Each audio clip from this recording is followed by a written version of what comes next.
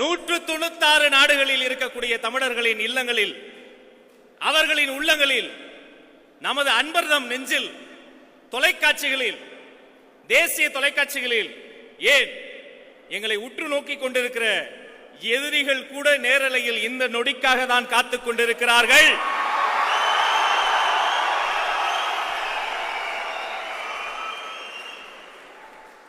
ஒரு டார்கெட் இலக்கு வைத்து இனிப்பு விற்கிறது சுவிட்சர்லாந்து. ஒரு இலக்கு வைத்து இனிப்பு விற்கிறது சுவிட்சர்லாந்து. ஒரு இலக்கு வைத்து பெட்ரோல் விற்கிறது அரபு நாடு. ஒரு இலக்கு வைத்து பெட்ரோல் விற்கிறது அரபு நாடு. உலகத்திலேயே இலக்கு வைத்து சாராயம் விற்றுக் கொண்டிருக்கிறது தமிழ்நாடு. இதை திருத்த, இந்த அரசியல் அழுக்குகளை வெளுக்க, எங்க அண்ணா சொன்னதை போல அந்த கல்லூரியினுடைய பிரின்சிபல், அதாவது முதல்வர் விஜய் இந்த இடத்தில் தமிழக வெற்றி கழகத்தினுடைய முதலாவது பொதுக்கூட்டத்தில் உங்கள் முன்னால் உரையாற்ற இதோ வருகிறார் தலைவர் விஜய்.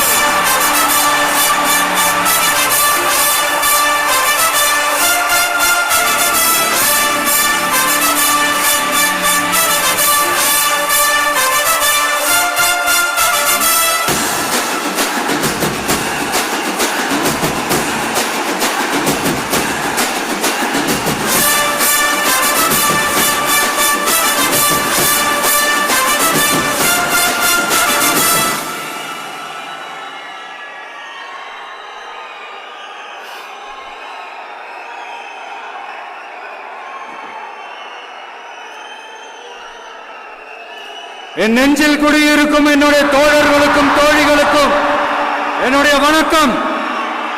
வணக்கம் வணக்கம்.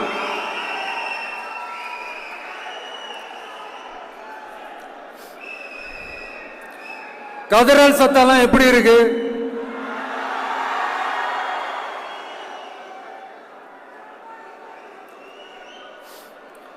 தமிழுக்கு அமுதென்று பேர், அந்த தமிழ் இன்ப தமிழங்கள் உயிருக்கு நேர்.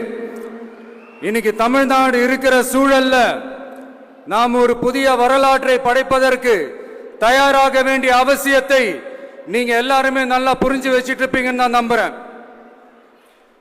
அரசியல்னா என்னங்க? ஒவ்வொரு குடும்பமும் நல்லா வாழணும்னு நினைக்கிறது அரசியலா? இல்ல ஒரே ஒரு குடும்பம் மட்டும் தமிழ்நாட்டை சொரண்டி நல்லா வாழணும்னு நினைக்கிறது அரசியலா? நீங்களே சொல்லுங்க, எது அரசியல்? எல்லாருக்கும் நல்லது நடக்கிறது தானே அரசியல். அதுதான் நம்ம அரசியலும். காட்சிக்கு திராவிடம், ஆட்சிக்கு திராவிட மாடல்னு தினம் தினம் மக்கள் பிரச்சனைகளை மடைமாற்றி மக்கள் விரோத ஆட்சியை மன்னராட்சி போன்று நடத்துற இவங்க, நமக்கு எதிராக இவங்க பண்ற செயல்கள் ஒன்னா ரெண்டாங்க. மாநாட்டில் ஆரம்பிச்சதுங்க. மாநாட்டில் ஆரம்பிச்சு அதுக்கப்புறமா நான் கலந்துகிட்ட அந்த புத்தக வெளியீட்டு விழா, நான் பறந்துரு போன அன்னைக்கு நம்மளுடைய 2ஆம் ஆண்டு துவக்க விழா அன்னைக்கெல்லாம் சிட்டிக்குள்ள எந்த ஹாலும் எந்த கல்யாண மண்டபம் கொடுத்துடக்கூடாதுன்னு அங்க போய் மகாபலிபுரத்தில் போய் அந்த ஃபங்க்ஷனை பண்றோம். ஏன் இன்னைக்கு பொதுக்குழு வரைக்கும் எங்கெல்லாம் எப்படியெல்லாம் தடைகள்?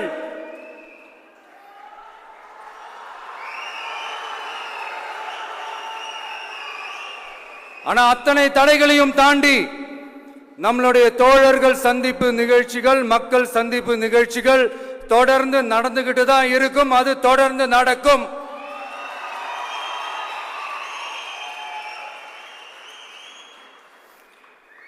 நம்மளுடைய தோழர்கள் அர்ஜுன் பிரதர், நிர்மல் குமார் பிரதர், நம்ம ரமேஷ் பிரதர், இவங்கெல்லாம் போட்டு அடி அடி நடிக்கிறாங்க. நாமளும் அதே மாதிரி அடிக்கணுமான்னு மனசுக்குள்ள ஒரு யோசனையா தான் இருக்கு.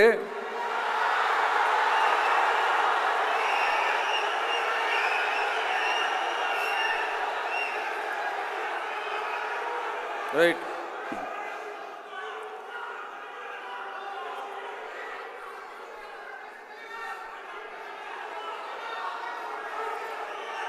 ஓகே, ரைட்டு, புரிஞ்சிச்சு.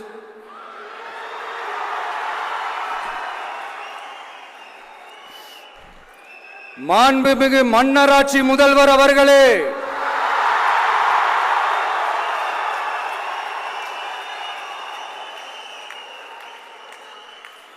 மாண்புமிகு திரு முத்துவேல் கருணாநிதி ஸ்டாலின் அவர்களே,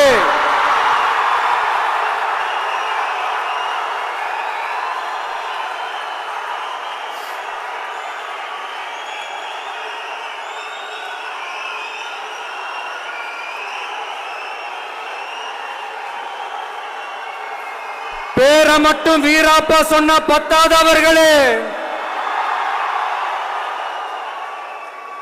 செயல்லையும் ஆட்சியிலையும் அதை காட்டணும் அவர்களே.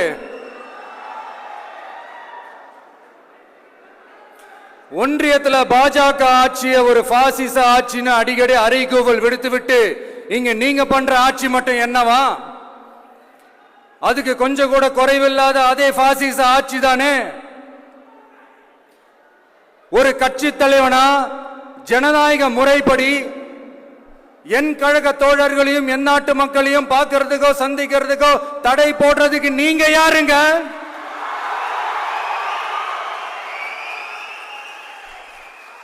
தடையை மீறிய மக்களை பார்க்கணும்னு முடிவு பண்ணிட்டா போயே தீருவேன். சட்டத்தை மதிக்கணும்ன்ற ஒரே காரணத்துக்காக தான் அமைதியா இருக்கிறேன். நேத்து வந்தவெல்லாம் முதலமைச்சர் ஆகணும்னு கனவு காண்றான்னு சொல்றீங்க. அது நடக்கவே நடக்காதுன்னு சொல்றீங்க. அப்படியேங்க எந்த கட்சிக்கும் இல்லாத நெருக்கடியை தமிழக வெற்றி கழகத்துக்கு மட்டும் போட்டுக்கிட்டே இருக்கிறீங்க.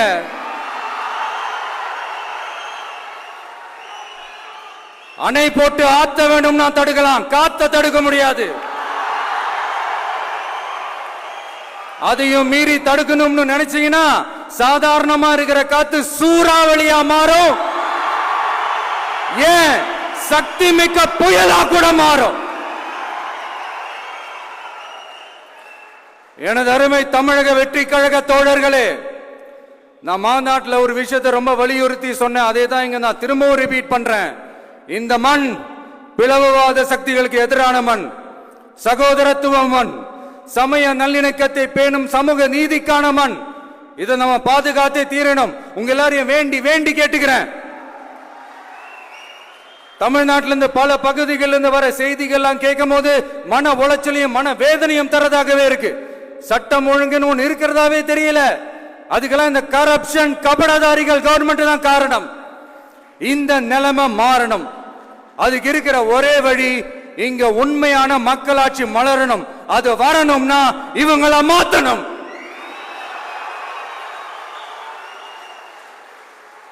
அதுக்கு என்ன வழி? அதுக்கு நாம என்ன செய்ய போறோம்? நம்மளுடைய தோழர்கள் டெய்லி மக்களை போய் பாருங்க, அவங்களோட பேசுங்க, ஒவ்வொரு தெருவுக்கும் போங்க, ஒவ்வொரு வீட்டுக்கும் போங்க, அவங்களோட பிரச்சனைகள் என்னன்னு கேளுங்க, அதை தீர்க்கிறதுக்கு என்ன வழின்னு யோசிங்க. அப்பதான் அவங்களுக்கு நம்ம மேல ஒரு நம்பிக்கை வரும். அப்படி ஒரு ஆழமான நம்பிக்கையை விதைச்சிட்டு அதுக்கப்புறமா நிமிந்து பாருங்க. ஒவ்வொரு வீட்டோட உச்சிலையும் தமிழக வெற்றி கழகத்தோட இரட்டை போர் யானை வாகை மலர் கொடி தானா பறக்கும், தானா பறக்கும்.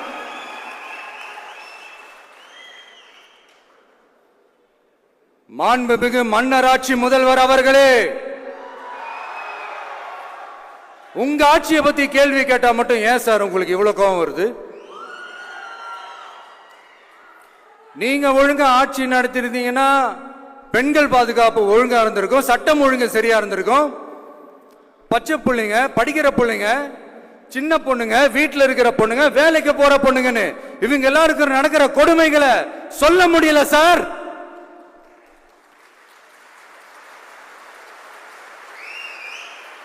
இதுல வேற உங்களை அப்பான்னு வேற கூப்பிடுறாங்கன்னு சொல்றீங்க.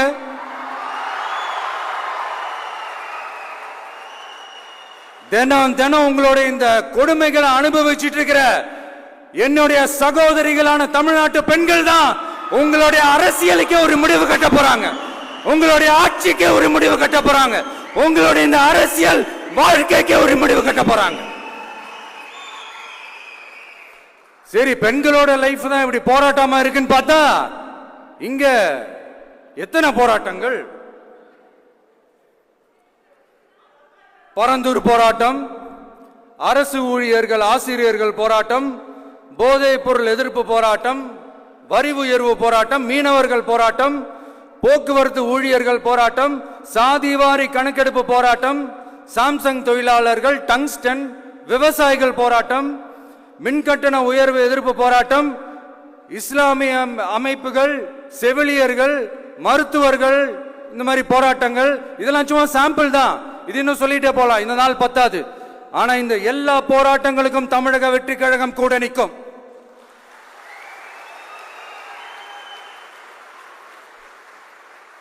இங்க நீங்க தான் இப்படின்னா அங்க அவங்க யாரு? உங்க சீக்ரெட் ஓனர். அவங்க உங்களுக்கும் மேல. மாண்புமிகு திரு மோடிஜி அவர்களே,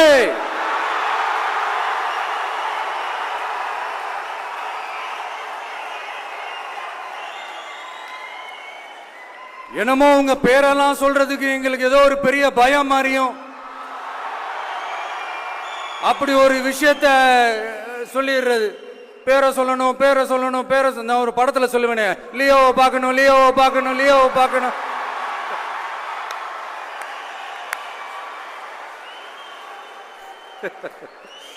இல்ல இல்ல, சத்தியமா அப்படிதாங்க இருக்கு. சென்டர்ல ஆள்றவங்கன்னு சொல்றோம். சென்டர்ல யார் ஆள்றா? காங்கிரஸா? இங்க ஸ்டேட்ல ஆள்றவங்கன்னு பேசுறோம். இங்க யார் ஆள்றா? அதிமுகவா? அப்புறம் என்ன பேரை சொல்லணும், பேரை சொல்லணும்? எனக்கு புரியலையே. நீங்க தானே கேட்டீங்க, வச்சுக்கோங்க.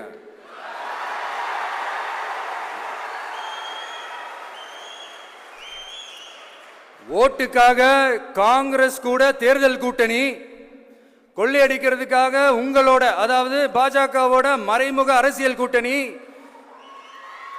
இப்படி உங்க பேரை சொல்லியே மக்களை ஏமாத்துறதும், உங்க பேரை சொல்லியே மக்களை பயமுறுத்துறதும், இப்படி இந்த கரப்ஷன் கபடதாரிகளுக்கு மறைமுகமாக உதவும் உங்க அரசுக்கு ஏஞ்சி தமிழ்நாடு தமிழர்கள்னாலே அலர்ஜி.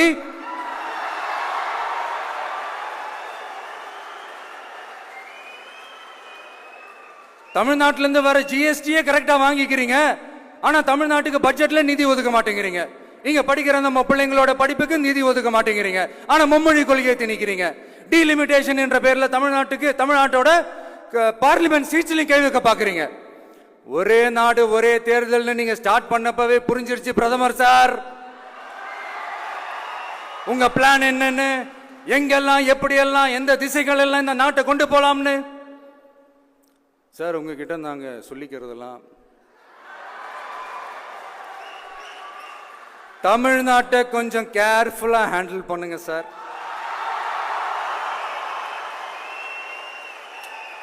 ஏன்னா தமிழ்நாடு பல பேருக்கு தண்ணி காட்டின ஸ்டேட் சார், பல பேருக்கு தண்ணி காட்டின ஸ்டேட் சார்.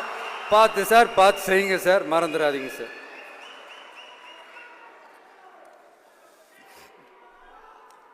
தமிழ்நாட்டு மக்களுக்கு இன்னைக்கு இந்த பொதுக்குழு வழியா ஒரு உத்தரவாதத்தை நாம கொடுக்க போறோம். நம்ம ஆட்சி, அதாவது உங்க ஆட்சி, உண்மையான மக்களாட்சி, தமிழக வெற்றி கழகம் தலைமையிலான அறுதி பெரும்பான்மை பெற்ற ஆட்சி, அதே சமயத்தில் அதிகார பகிர்வுடன் கூடிய ஆட்சி. அப்படி இந்த ஆட்சி அமைஞ்சதும் பெண்கள் பாதுகாப்பை 100% உறுதி செய்வோம்.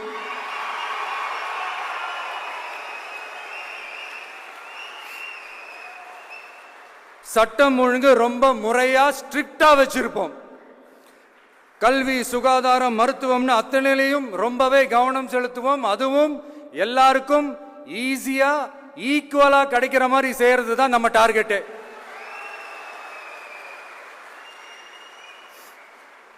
அரசு ஊழியர்கள், ஆசிரியர்கள், போக்குவரத்து தொழிலாளர்கள், மின்சார வாரிய ஊழியர்கள்னு தொழிலாளர்கள் பக்கமும் நாம கண்டிப்பா துணையா நிற்போம். ஏன்னா நாம எப்பவுமே உழைக்கிறவங்க பக்கம்தான்.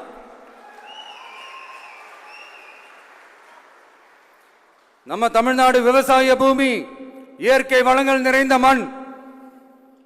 இந்த விவசாயத்துக்கும் இயற்கை வளங்களுக்கும் எதிரா எந்த விதமான ஒரு திட்டத்தையோ நடவடிக்கையோ கொண்டு வர்றதை எங்களால் ஏற்கவே முடியாது. எங்க மண்ணை, மக்களை பாதிக்கிற மாதிரி திட்டங்களை தயவு செஞ்சு செயல்படுத்தாதீங்க. அதை நாங்கள் எதிர்க்கவே செய்வோம். தமிழ்நாட்டை எல்லா வகையிலும் பாதுகாக்க வேண்டியது எங்களுடைய உரிமை, கடமை, கொள்கை எல்லாமே. The fundamental strength of politics is uncompromising principles and ideologies.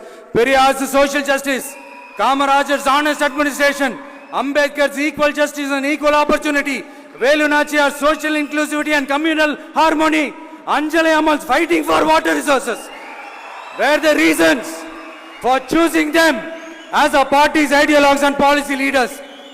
I would like to mention here with pride that we are the first political party to declare two historic women icons who are India's freedom fighters from Tamil Nadu as our party's ideologues and policy leaders.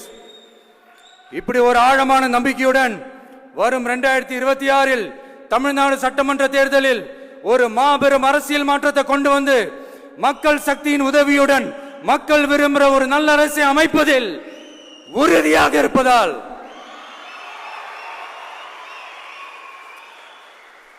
அதை தடுக்கிறதுக்குன்னு சில பேர் பகல் கனவு காண்பார்கள் இல்லையா? அவங்க எல்லாருக்குமே சொல்லிக்கிறது ஒண்ணுதான், காற்று மழை வெயில் இயற்கையை யாரால் கட்டுப்படுத்த முடியும், யாரால் தடுக்க முடியும்? இவை எல்லாம் கடவுளால் உருவாக்கப்பட்டவை. அப்படிதான் எம் மக்களுக்கான அரசியலையும் யாராலும் தடுக்க முடியாது. அரசியல் சூறாவளியையும் தேர்தல் சுனாமியையும் தடுப்பார் எவர். அப்படிதான் எம் மக்களுக்கான அரசியலையும் அந்த வெற்றியையும் யாராலும் தடுக்க முடியாது. அப்படி தடுக்கணும்னு நினைக்கிறவங்களோட கனவு ஒரு நாளும் மெய்ப்படாது. Before concluding my speech, few words from William Blake.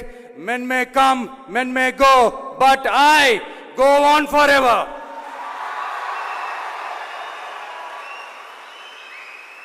ஞாலம் கருதினும் கைகூடும் காலம் கருதி இடத்தார் செய்யின் ஏற்ற காலத்தையும் இடத்தையும் அறிந்து ஒரு செயலை செய்தால் பூவுலகம் முழுமையையும் வேண்டினாலும் அது கைவசப்படும் என்ற திருக்குறளுடன் என்னுடைய நன்றி உரையை நிறைவு செய்கிறேன்.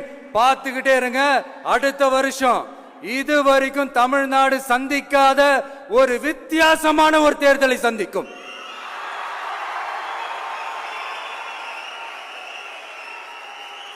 ரெண்டு பேருக்கு நடுவுல தான் போட்டியே. ஒன்னு டிவிகே, இன்னொன்னு டிஎம்கே.